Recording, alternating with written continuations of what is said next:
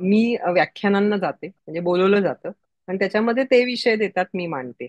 मी म्हणेन की rural urban हा भागच नाहीये, हा. स्त्री हा भाग आहे. आणि ती येस. जी स्वशी मैत्री आहे ती स्त्रीनी स्त्रीशी करलेली मैत्री आहे. आणि रुरल भागामध्ये प्रामुख्याने असं दिसतं की घरातनं बाहेर नाही जायचं, किंवा दोन घरामध्ये भांडणं असतील तर त्या स्त्रियांनी एकमेकांशी नाही बोलायचं, किंवा अवांतर गप्पा मारणं स्त्रीनी हे अयोग्य मानलं जातं. अशा काही गोष्टी खूप जाणवतात.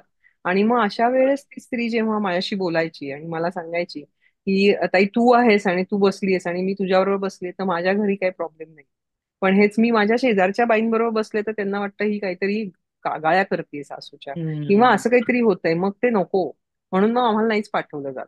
तर ते सगळं बघितल्यावर मला असं फार वाटलं की अरे बाहेर मैत्री नका शोधू, मग आपण आपल्या आतच मैत्री शोधू. आणि म्हणून मग ही स्वशी मैत्री हा एक विषय आला माझ्या डोक्यामध्ये. आणि मग तो मांडला तेव्हा त्यांना खूपच आवडला, भावला.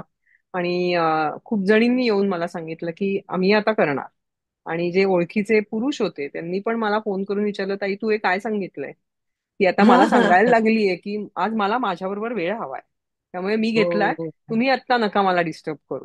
हे हा. सांगण्यापर्यंत ते धाडस गेलंय. तर मला हो. वाटतं हे खूप गरजेचं आहे. म्हणजे हे आपल्याला नाही कदाचित फार वेगळं वाटणार, कारण हा आपल्याला मिळतो वेळ, पण तिथे तसं ते नाही होत. आणि म्हणून ही स्वशी मैत्री. पण त्यांना हा प्रश्न असतो की मी कधीच बोलले नाहीये माझ्याशी, हा. तर आत्ता मी कसं काय बोलणार आहे? हा. तर मग मी त्यांना म्हणते की तुम्ही मैत्रिणीशी काय बोलता ते आठवा, आणि ते सोडं स्वतःशी बोलायला लागा. तुम्हाला वेळ नाहीये किंवा मैत्रिणीपर्यंत नाही पोचता येते, तर थोडं मी स्वतःला सांगायला लागेल. मग हे मी स्वतःला सांगू कसं? मग मी हम्म. आरशासमोर उभं राहून बोलून बघते. मी हम्म. कदाचित वहीत लिहून मी स्वतःशी गप्पा मारू शकते, हम्म. किंवा मी चिंतन करून बोलू शकते. मला हम्म. हळूहळू जमेल की मी गप्प बसले तरी मी एकटी स्वतःशी बोलू शकते. आणि हे हम्म. जमायला लागलं की मग तुम्हाला त्याची ताकद कळेल. हम्म. प्रश्न आला तरी तुम्ही स्वतःशी गप्पा मारू शकाल, तो सोडवायचा प्रयत्न करू शकाल. आणि या संवादातून दुसऱ्याशी संवाद सुद्धा सुधारू शकेल ना. आपण आपल्यावर प्रेम करतो त्यामुळे आपल्याला आपण आवडतो, त्यामुळे ती मैत्री तिथे अशीच फुलणार आहे जी पॉझिटिव्ह आहे. आणि मग हम्म. त्यातून संवादही पॉझिटिव्ह होणार आहे. तर हम्म. हे काही त्यांना मी धागे दिले आणि त्याचा त्यांना खूप फायदा झाला. की मला काही प्रश्न पडला तर मला पहिली अस्वस्थता असते, कधी फोन घेते आणि मैत्रिणीला सांगते, हा. हो आज असं बरोबर. झालं तसं झालं. हा. आपण हा. उलट करूयात म्हटलं, की आपल्याला ती अस्वस्थता की मला शांत कधी बसता येतं आणि मी मलाच कधी हे सांगते. मग त्यांच्याकडनं हा विषय खूप येतो की आम्हाला तो वेळच नाही दिला जात. मग मी त्यांना म्हणलं की मैत्रिणीला भेटायला वेळ काढतो आपण, तिच्याबरोबर जायला वेळ काढतो, तसा ह्यालाही काढायला पाहिजे. आणि ही हम्म. मागायची गरज आहे तर आपण याची डिमांड केली पाहिजे, याच्यात काही वावगं नाहीये. त्याच्यानंतर काही काउन्सिलिंगला माझ्याकडे खूप केसेस आल्या की हम्म. ज्याच्यामध्ये महिलांनी सांगितलं की ताई खूप चांगलं चाललंय घरामध्ये, प्रोफेशन चांगलं आहे, माझं गव्हर्नमेंट जॉब आहे, पण हे सगळं तुझं ऐकल्यानंतर जाणवलं की मी नाहीच आहे, मी कुठे, माझं हम्म. अस्तित्वच नाहीये आणि मला आता बाहेर यायचंय, नाही मला आता असं राहायचंय, माझी घुसमट होतीये. असं बोलायला सुरुवात झालीये आणि बरेच जण ओपन होत आहेत. त्यातनं हम्म. फायदाही होतोय, किंवा काही समस्या आल्यात त्या पण त्यांच्या आयडेंटिफाय होत आहेत आणि मदतही त्या घेत आहेत त्यामुळे त्याच्यातनं, कधी सायकोलॉजिस्टची, सायकॅट्रिस्टची. तर हम्म. हे मला वाटतं खूप गरजेचं आहे. सो मग ह्या याने एखादा अनुभव सांग, सक्सेस स्टोरी.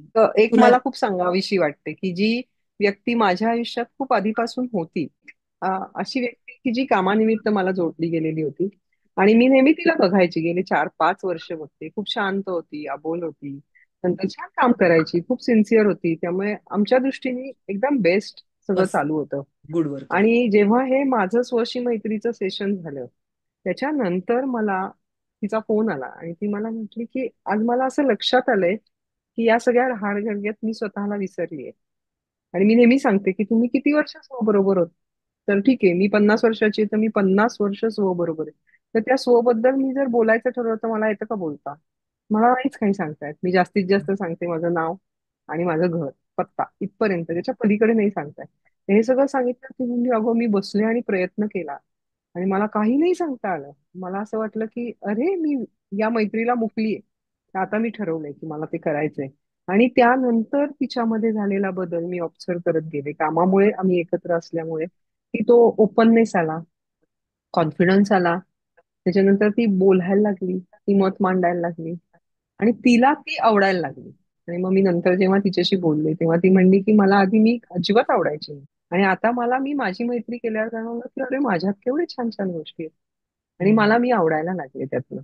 हा मला वाटतं जो अनुभूती आली तिला, ती मला वाटतं सगळ्यात मोठी देणगी आहे. आणि ती जर अशी सगळ्या स्त्रियांमध्ये आली, म्हणजे आज मी तिला बघते तर ती कॉन्फिडेंटली तिच्या मुलांचे प्रश्न आज हाताळते. जे तिला आधी असं वाटायचं की नाही, हे मला कसं जमेल, मग सासूला सांगेल, नवऱ्याला सांगेल, मग ते बघतील, मग ही फक्त सपोर्टिव्ह रोल मध्ये असेल. आज बरोबर उलट आहे. मग त्यामुळे तिच्या मुलीबरोबरचं नातंही डेव्हलप झालंय. मुलीला ती आवडायला लागली कारण तिच्यातला कॉन्फिडन्स दिसतो.